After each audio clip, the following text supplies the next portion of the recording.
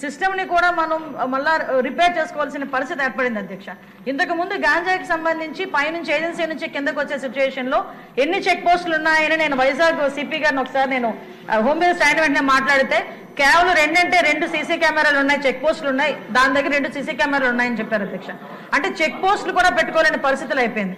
ఈ రోజు మళ్ళా తిరిగి గాంజా నిర్మూలనకి పర్టికులర్ గా ఎక్కడెక్కడైతే ఏ ఏరియాస్ నుంచి అయితే మనకి ట్రాన్స్పోర్ట్ జరుగుతుందో ఆ ట్రాన్స్పోర్ట్ అన్ని ఏరియాలలోని కూడా చెక్ పోస్టులు ఏర్పాటు చేసుకున్నాం.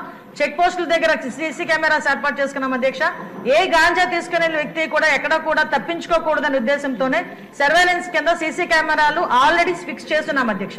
దీని నేపథ్యంలోనే మనం అర్థం చేసుకుంటే అధ్యక్ష, ఈ 5 నెలల కాలంలో మనం వచ్చిన ఎన్డీఏ గవర్నమెంట్ వచ్చిన 5 నెలల కాలంలోనే సుమారుగా 25,000 కేజీల గాంజాని ఈరోజు పట్టుకొని గవర్నమెంట్ స్వాధీనం చేసుకునే పరిస్థితి, పోలీస్ డిపార్ట్మెంట్ వాళ్ళు పట్టుకుని స్వాధీనం చేసుకునే పరిస్థితి కనిపించింది అధ్యక్ష. దగ్గర 916 మందిని కూడా ఈ రోజు మనం జూన్ నుంచి అక్టోబర్ వరకు చూసుకుంటే 916 మంది మీద ఆల్రెడీ కేసులు నమోదైన వాళ్ళందరూ కూడా వెళ్ళారు అధ్యక్ష. ఇందాక గౌరవ సభ్యులు కూడా జైలుకి సంబంధించిన విషయం కూడా చెప్తున్నారు అధ్యక్ష. ఇంతకు ముందు ఏం జరిగిందన్న దాని గురించి ఈ రోజు నేను చెప్పక్కర్లేదు, మీరు చెప్పక్కర్లేదు, ప్రపంచం అంతా కూడా తెలుసు.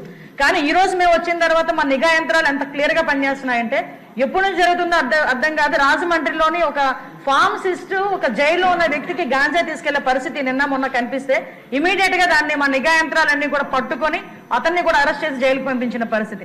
మీరు అన్నట్టుగానే ఎక్కువ ఏజెన్సీ ఏరియాలోని చిన్న పిల్లలు దీనికి ఎడిక్ట్ అయిపోయే పరిస్థితి కనిపిస్తుంది అధ్యక్ష. ఎడిక్ట్ అవ్వడమే కాదు అధ్యక్ష, వాళ్ళకున్న ఫైనాన్షియల్ ప్రాబ్లమ్స్ ని బేస్ చేసుకుని వాళ్ళని పావుల కింద వాడుకునే పరిస్థితి ఉంది.